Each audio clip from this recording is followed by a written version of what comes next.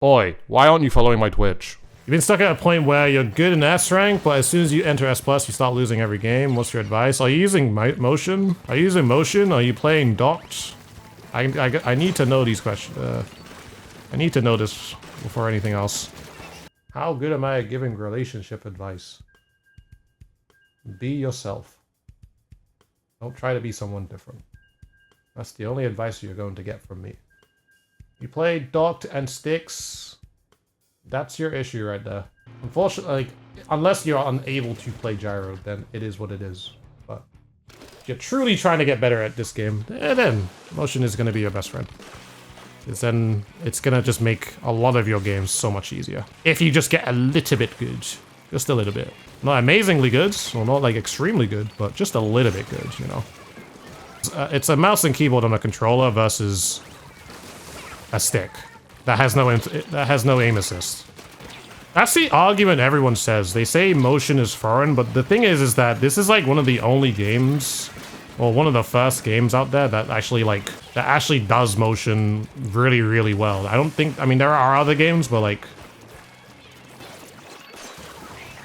the thing is that motion is foreign to everyone. If we're talking in context with this game, it's foreign to everyone. We all had to learn.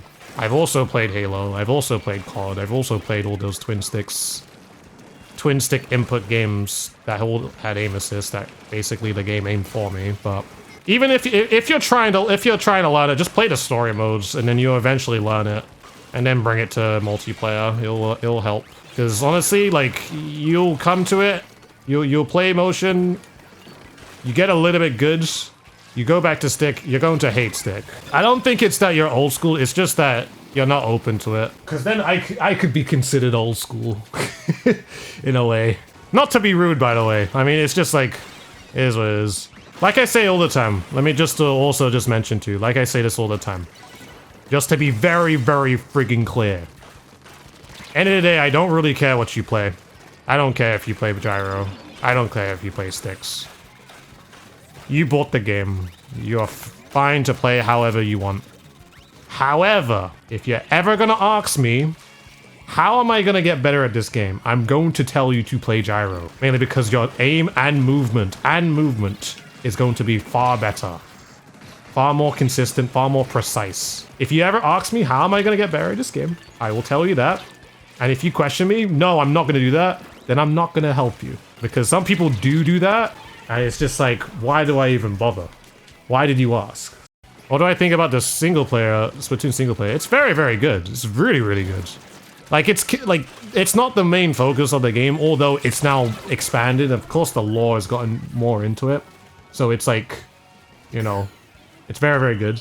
It's definitely a tutorial, because the main aspect of the game is multiplayer, but it's a tutorial of how you can play the game and get used to the controls of the game. But if you're learning to play this game, you should always play single player first. So you've tried over and over, you just can't get it down. It's because you're thinking about it. You're probably thinking about it like, all right, I'm gonna play gyro, and I'm thinking about my right stick as the aiming stick, and not like a camera stick where I'm looking around. I probably shouldn't rejoin this team. You're probably using the camera stick, or this stick, as a way to aim, instead of a way to, I want to look left. All right, look left. Okay, using gyro, up, down, left, right, you know.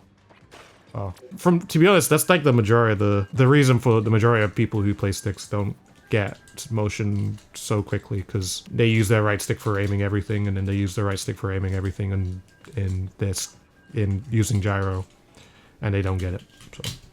But I said this before, you know how like you play a single player game that you've never played before, and do you guys get this like somewhat foreign feeling that you get when playing this what's it called? You get this somewhat foreign feeling when playing a single player for the first time. It's just like, okay, I'm a noob at this, but when you get to like the final boss, the final like area or anything like that, you start to kind of understand how the game works, and you kind of notice yourself, like, actively get better. Maybe that's just a me thing, but at least that's what I noticed for myself. That's kind of the same thing with this game. That's the exact same thing with this game and with gyro control. So when I say to people, play the story mode, I really do friggin' mean it. if you're trying to learn gyro, play the story mode, because at first it's gonna feel very, very foreign, but after a bit of time and practice and a little bit of, you know, effort, it actually starts to pick up, because after you've been playing for a little bit, all right, I'm starting to actually understand what the controls are. Just like if I'm playing a single player game and I've never played it before and I suck at first, but after some time, I actually start understanding how the game works. So this is why single player is there. If anyone is trying to learn how to do gyro right, please do that. That's generally what's going to actually allow you to actually understand it and learn it, you know? You with any RPG. Yeah, literally. Any RPG, literally any single game that is out there that has a regular single player campaign. Like, it's just a matter of putting time into it, because the thing that happens, especially when people start the game playing sticks, thing that happens is that, all right, I'm playing sticks. Okay, I go into multiplayer. I absolutely suck. Absolutely suck.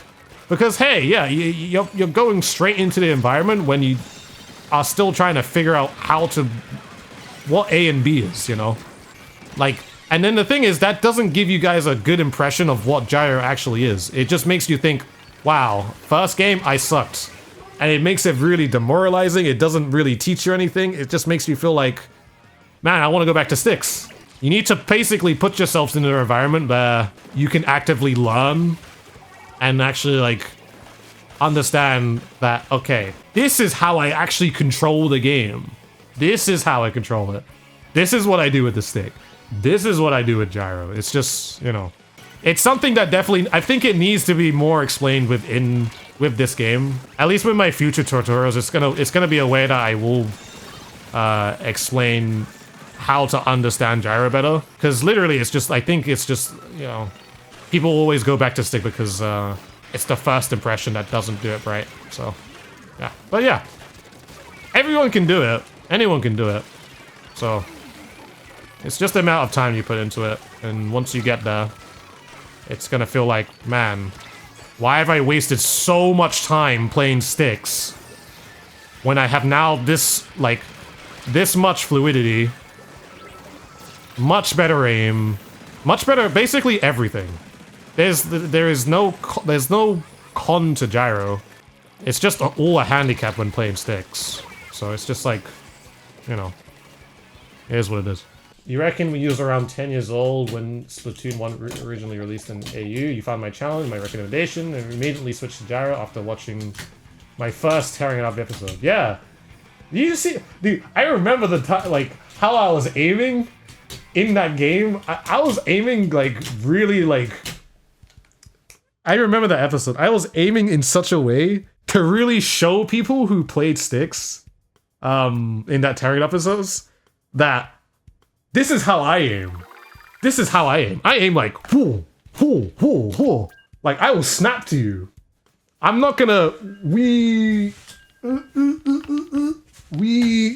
I dropped my controller. But you know what I mean. Like, I made it very, very apparent in that one episode of Tearing It Up in Splatoon 1, that my aim is sick. My aim is friggin' sick. Because back then in Splatoon 1, it was such a huge topic where it's just like, oh, sticks is so much better. But here's me using a controller like a mouse. It's just like, I don't know. I was very exaggerative. But the thing is, I was exaggerative, but I was also really friggin' accurate too. But Splatoon 1 also allowed that, so yeah. If you do well, you do well. I personally don't really care at the end of the day. But because what really matters is how you have fun with the game. If you don't have fun with it, with sticks, if you don't have fun with gyro, I mean, that's all you. But this is just all in the argument of, hey, how do I get better? You know. So if you generally have fun with that's perfectly fine. I'm not gonna. Who am I to say what you should and shouldn't do? It doesn't really matter to me. You told yourself you're going to prove to everyone sticks can be top level too. It's just gonna take time. Well, that ain't happening. I'm telling you now. I'm not gonna.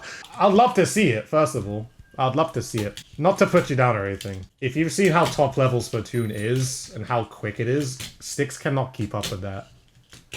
It's just kind of the truth. The sticks will not keep up with that. Even trying to find a team that in competitive, like at least a top level competitive team, probably would not take you. Unless like you have like the greatest game sense, but like I'm just telling you how quick and how precise and how accurate people are in top level Splatoon. It's really, it's insane how people are now these days.